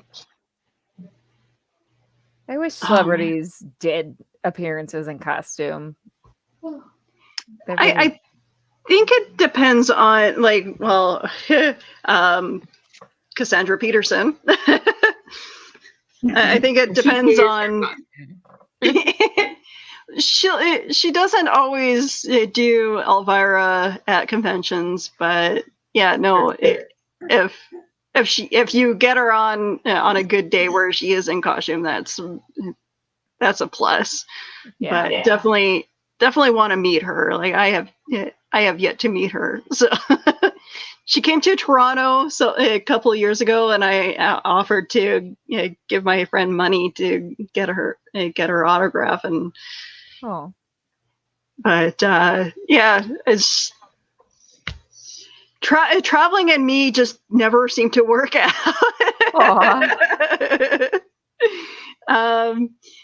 Like, especially when it's like, oh no, I forgot to book off the day off work. And I end up having to work on the weekend. So yeah, no, it's whatever. But yeah, that's the fun part of conventioning and having to remember to book off that time from work. Yep. I'm glad I don't work weekends, but there also aren't really any conventions in my area, which you would think Milwaukee would have some, but no. It's weird. Are they not? Isn't Milwaukee like beer and cheese? You got it. Yeah. The problem with Milwaukee is that they don't really have many good venues. Oh. So they actually used to play host to Gen Con. Okay. Before they lost it to Indy. Mm. Because Gen Con got too big, and Milwaukee didn't have anywhere to accommodate them, and I don't know. Even if they do, I think prices. I wonder what Gen Con's going to be like post COVID. I wonder what all of the cons, but yeah. It's all going to be different, I think. It is. It is. How many of you are going to still give people hugs after COVID? I didn't give people hugs before COVID. That's true. Well, you gave the people you liked and were close to hugs. Yeah. Yeah. I'm a little hesitant on the whole handshaking thing now. It's like I'm thinking about it doing like, I feel like in the past year we found out how few people wash their hands. What the hell, people? I know. Why are you acting like you're just now learning to wash your hands? That's gross. You think after 100 years of us, having to deal with plagues in the past and, the Spanish flu and all that, you think we would have learned? I used to get sick a lot over the winter, and this last winter, I only got sick once. It was really nice. Zero colds 2 years in a row. So nice, right? Yeah. I always buy cold medicine like the beginning of the year. I haven't touched it in 2 years. Amazing. Like, I don't like getting colds. Yeah. And I'm a very clean person. I'm a very clean, hygienic person. So I should not be getting cold. But I do, because people are nasty. Mm-hmm. Yeah. And I've still had to go into the office once a week. So I know that's why I got even the one collated. Also, I have kids and they're going to school. That's probably well, I never stopped going into the office. Oh, wow. I never worked from home. Which sucks. I'm sorry, but I haven't. Yeah. I work from home. I'm glad you've been able to. I would love to work from home. I think I'm just picturing you being able to work from home. Yeah. Yeah. I haven't been into the office in, oh gosh, it's been over a year, like 14 months. So, but I mean, I feel lucky that I only had to do it once a week. And my office is taking a lot of precautions. So probably my kids are the culprit as to why I got sick, really. It's not the people at my office. But still, people are gross. Kids are really gross. Did you guys pick up any new hobbies while you've been at home and isolating or whatever it's called now? Podcasting. Yeah. Yep. Cook more. For the most part, my life didn't change. So yeah, because you were still going into the office and doing every things day. Yeah. The only thing that really changed was that my commute got shorter. Because there were less cars on the road. I was gonna say at first I was like, how did your commute get? But okay, yeah. It went from 20 minutes to 12. Yes, but now, Kristen, you are a booking agent for a virtual convention, so that's a new hobby. Yeah. Thank you. by the way. Thank you. I even made business cards. She did. I put it That's on my awesome. IMDb. I put it on my IMDb. Virtual Yep. Superman Celebration booking agent. Nice. Well deserved. Well deserved. Like, this convention would not be happening without Kristen. And Nick, I really appreciate your help too. Like, seriously, Oh, thanks. You know, I'm going to be putting you to work this week or that weekend. Like, you don't even know. I feel like StreamYard might have a few less glitches than Zoom tends to have, and I've tried to convince one of my friends who is also holding a virtual convention later on next month. It's a steampunk one, and it's like, why don't you use StreamYard? It's easier to use than Zoom, but alas, but it's like, well, our last one that we had on Zoom got infiltrated by Nazis. Okay, here's a story that I want to hear. What? Yeah, you can't say that every day, right? So the very first day, I was not online because I was still working, and I thought, oh, it'll be fine. We don't have programming. It's just kind of a social hour. And a couple of our celebrities were online because they're really sweet. Like, we had from the Secrets of ISIS, Joanna Pang Atkins and Brian Cutler. I'm mixing up their last names. They were online just interacting with fans because they're so cool. They're so nice. And some douche nozzle logged in and took control and was screen sharing with like a swastika video, and he was using like racist slurs, anti-Jewish slurs, and it was horrible. And so I get a text message. I'm at work.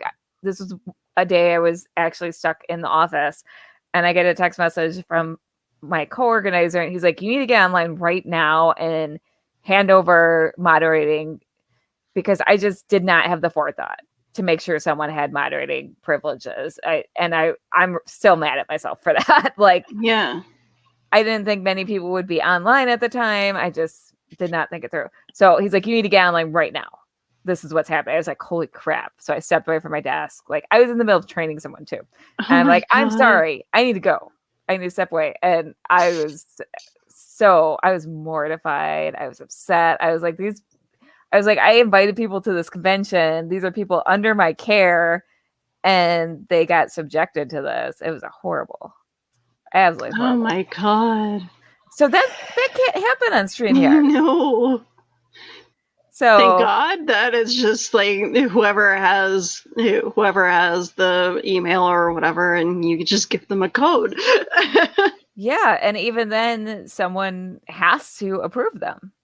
Yeah, like there's layers of security, and I was able to like put in extra layers of security for the next few days of the convention after that, and we made sure nothing else happened. But oh my gosh, I felt so terrible. I still feel terrible, but especially because Joanna's an Asian woman, and then it was also directed at one of our fans who was, I believe, Jewish and also a man of color. Oh my God. It was horrible. Wow. It was heartbreaking. So I apologize to both of them, and like, oh, it was awful. So yeah, we got attacked by Nazis. Well, I really hope that their IP address was taken down, and I hope they step on Legos for the rest of their lives, everywhere they go. Also, I hope someone punches them. I hope someone dressed as Captain America punches them. Nice. Yes. Always punch Nazis, awesome. People. That's what we should take away from this. Always punch Nazis. Well, I guess that means you've made it if you've caught the attention of the ne'er-do-wells. I think so. I guess so. Yeah. That is what people say. So yes. Woohoo, go us.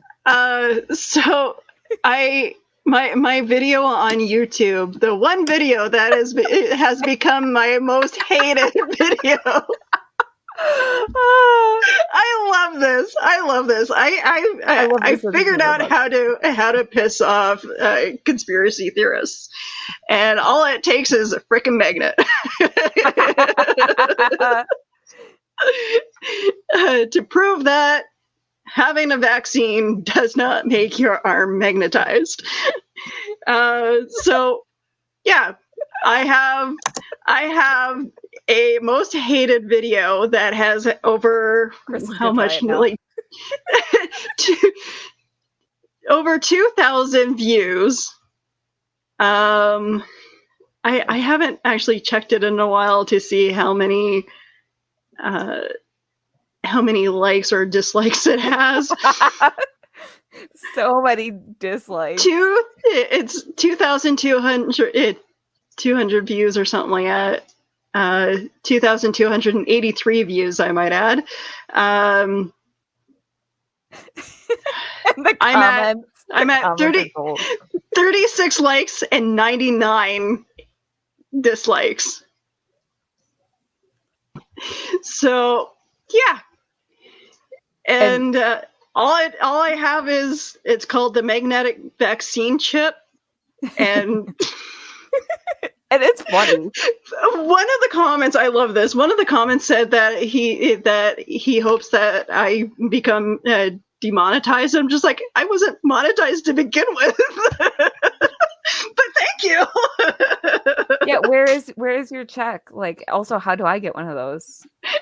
I'll stick the magnet to my arm and prove that I'm not magnetized. Where's my check? Right? And I'm loving the hate.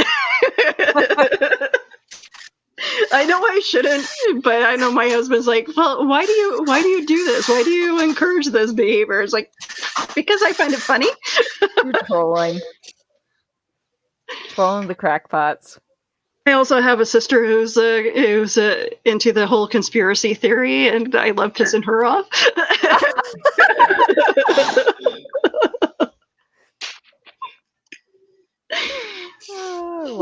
I love it because they're like, oh, these they change your DNA, and I'm like, no, it doesn't. One of the comments was like something about my eyes changing color and stuff. I'm like, I've always had brown eyes.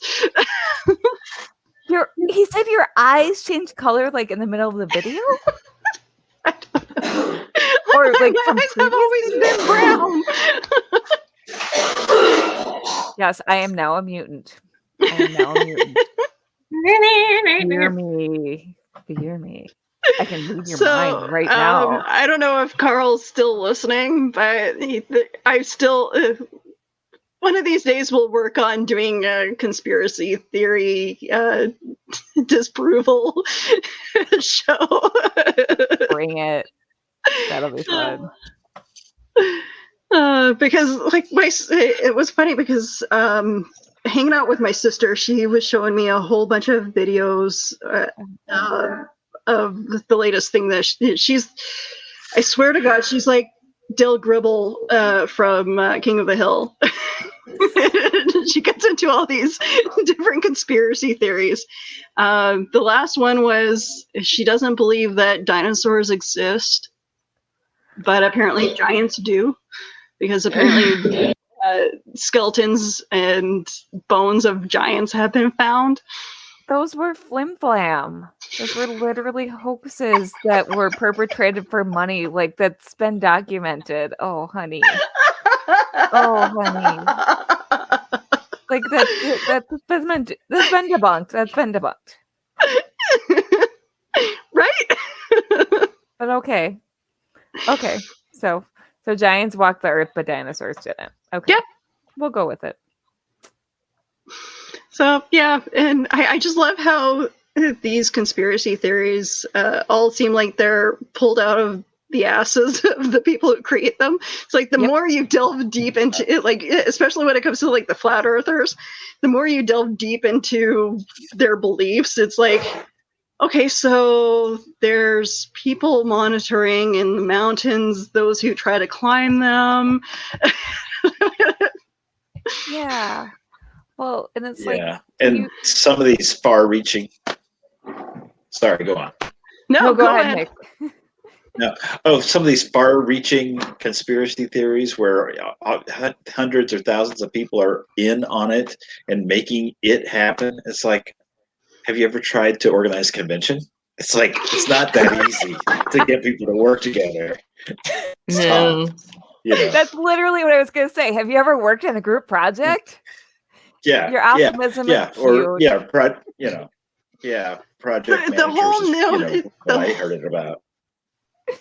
The whole notion of all our leaders, it came together to plan this pandemic and make everybody believe that this is real. It's like, okay, first of all, the US had Trump. Nobody would want to work with Trump on anything. No. Oh, but no, he was the lone hero standing against it. Yeah. Oh. And we couldn't get all the countries to agree on anything in World War II. Why are they agreeing on this now? Yeah, to make people wear masks would they because they're ugly. and tank their economies Yep. for the US election or whatever. It's crazy. Because the US is the center of the universe. And yet the Canadian dollar still hasn't gone up, and the US dollar still hasn't gone down. So logic. Gas prices haven't budged near me. Thanks, Obama. my government it makes me laugh too. Like my provincial government will blame everybody and everything for their mistakes, but it's not their fault for the state of our medical system. Meanwhile, they're the one who did the cut. Yep. Yeah, that makes Your medical system is still better than our medical system, though. Yeah, I apologize that people are dumb and the fact that you have to deal with the stupidity that are, people who complain that they don't want to deal with socialism in your country, and it's just like, I'm pretty sure your country was built on it. Yep. I do not think that word means what you think it means. I think most people don't realize that any one of us is one major medical emergency away from bankruptcy. Any one of us. Yep. I mean, look at Valerie. Oscar nominee. Oh.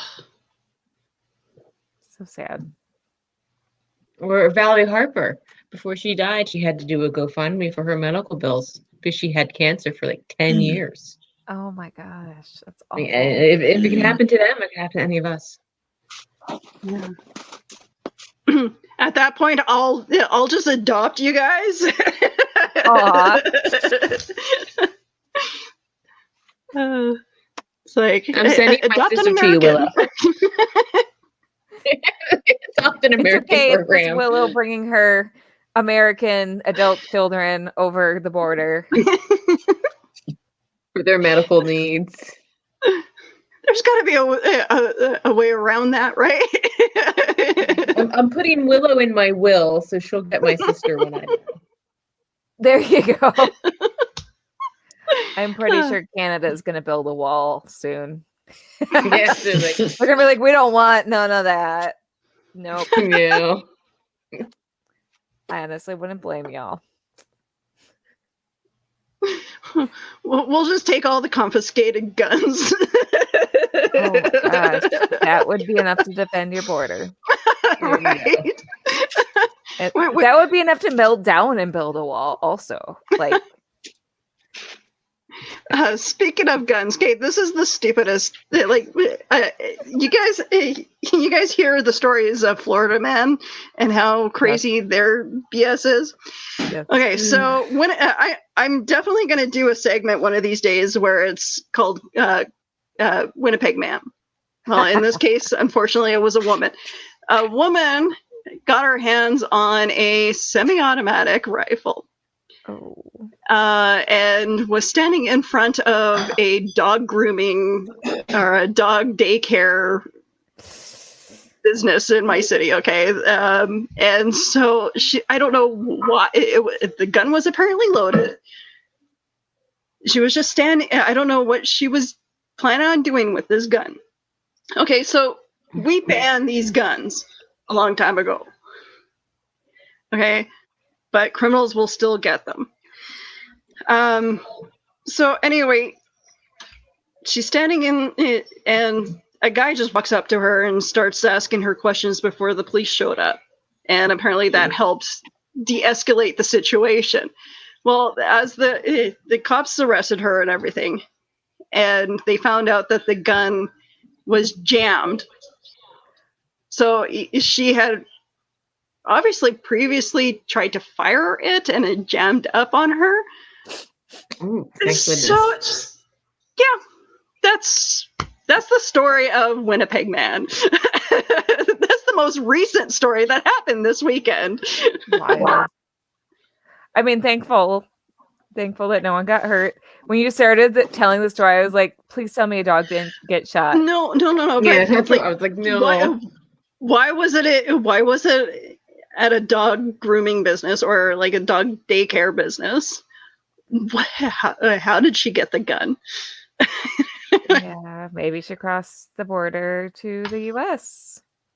I mean, you're not near the border, though, right? No, we're I don't know my geography. kind of, yeah, we're kind of.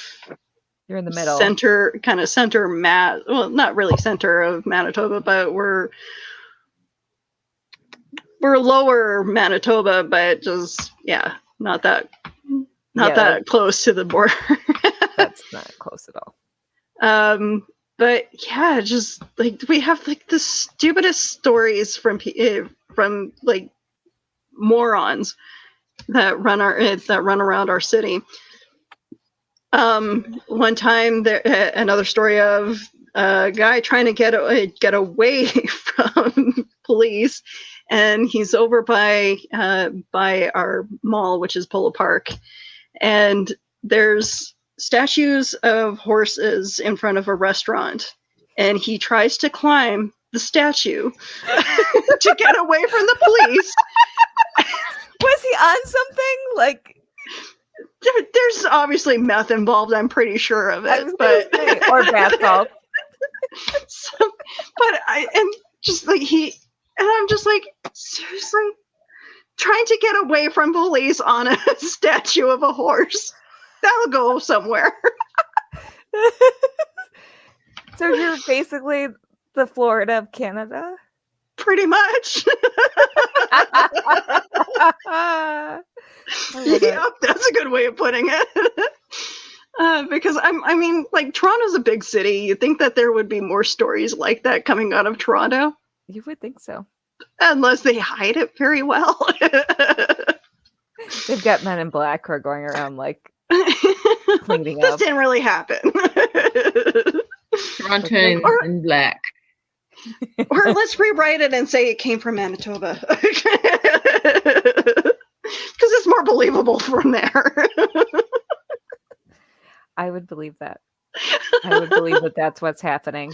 So, yeah, all the crazy stuff is really Toronto, but we're being blamed for it. I swear to God, there's something in our water, though.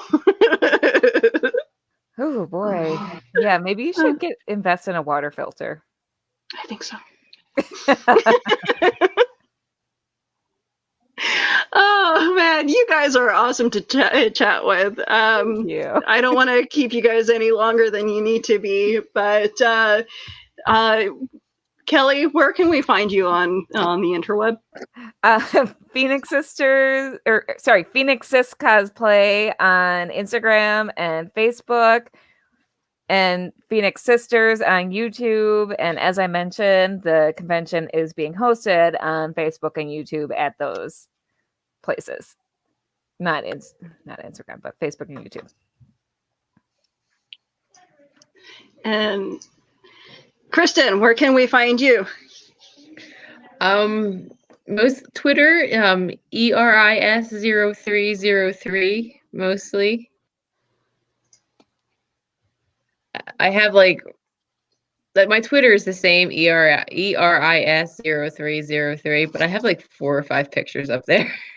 It's very bare.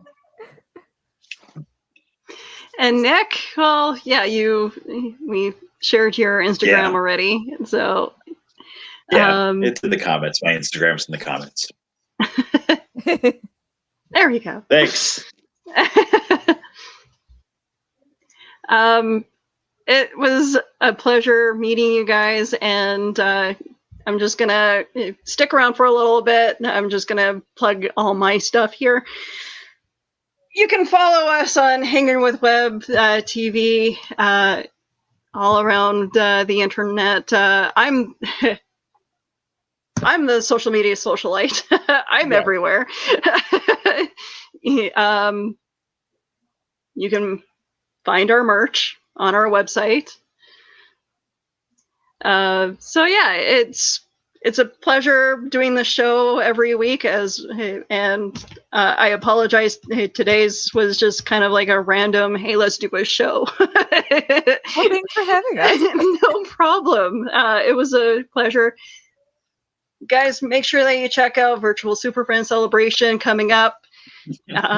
We got lots and lots of great guests, lots of great panels coming up. Yeah, I hope you guys all have a great night. Thank you. I hope you do too.